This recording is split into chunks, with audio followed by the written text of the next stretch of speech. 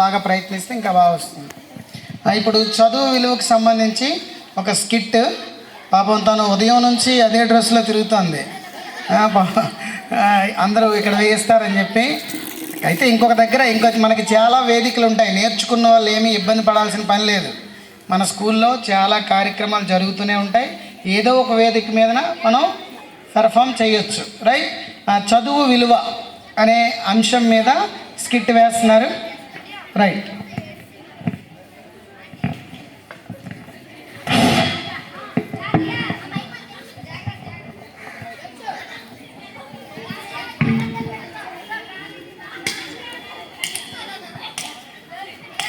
నాన్న నేను బడికి పోతున్నా.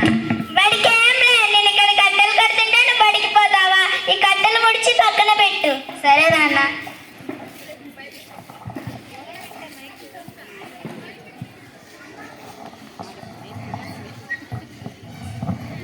Post post post post.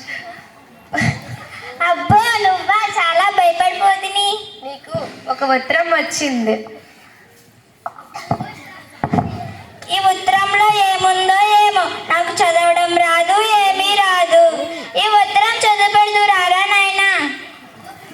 బడికి పంపించమంటే పంపించు కానీ నీకు ఉత్తరం చదవాలా? ఉత్తరం వచ్చి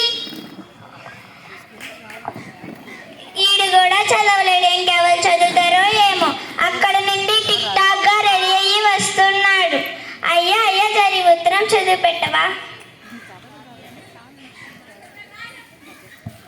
ఏముందయ్యా ఉత్తరంలో?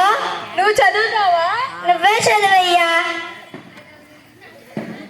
నువ్వు చదువుతావా? నువ్వే చదువయ్యా.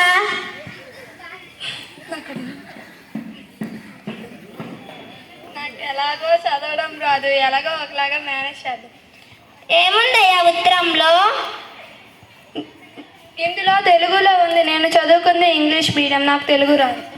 అబ్బో టిక్ టాక్ గా రెడీ అయ్యి వస్తే ఏమనుకున్నా, తెలుగు రాదంట.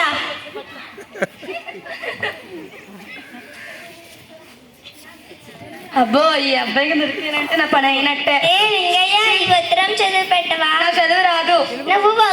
నువ్వు బడికి పోయావురా? ఒకటో తరగతిలోని బడిలా కూర్చున్నావురా? నాకు చదువు రాదు. ఏ నీ చదువురా? చదువురా. వీడు కూడా చదవలేడు.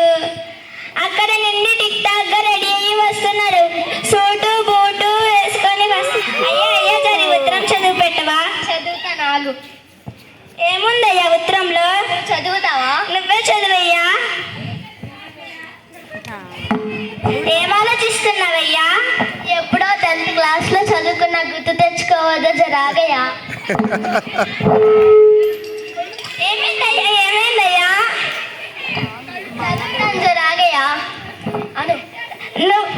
నీకు చదువు రాదు నాకు తెలుసయ్యా. నువ్వు నవ్వుతున్నావు. వద్దయ్యా వెళ్ళయ్యా వెళ్ళు. ఏమో చదవమన్నాడు, ఇప్పుడేమో చదివితే వద్దంటున్నాడు. ఏంటో ఏమో. వీడు కూడా చదవలేదు, ఇంకెవరు చదువుతారో ఏంటో. నాకు చదువు రాదు, ఏమీ రాదు. పోస్ట్ పోస్ట్ పోస్ట్ సార్ పోస్తా సరే ఉత్తరం చదువు పెట్టవా?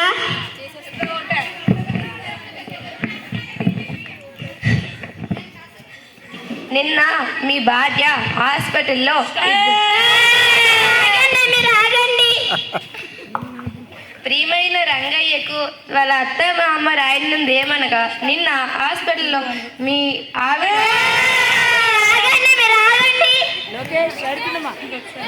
ప్రియమైన రంగయ్యకు వాళ్ళ అత్తయ్య మామయ్య రాయనుంది ఏమనగా నిన్న హాస్పిటల్లో మీ భార్య 2 కమల పిల్లలకు జన్మనిచ్చింది. ఇంత మంచి చదువు అంత పెట్టుకొని ఏడు బాగా వేసుకొని ఏడుస్తారంటే వెళ్ళండి వెళ్ళండి. రంగయ్య ఇప్పటికైనా తెలుసుకో, నువ్వు ఎలాగో చదువుకోలేదు కాబట్టి నీ ఒక కొడుకునైనా బాగా చదివించు, వాడే నేను పోషిస్తాడు. నువ్వు స్కూల్కి వెళ్ళి బాగా చదువుకొని మమ్మల్ని పోషించు. సరే నాన్న.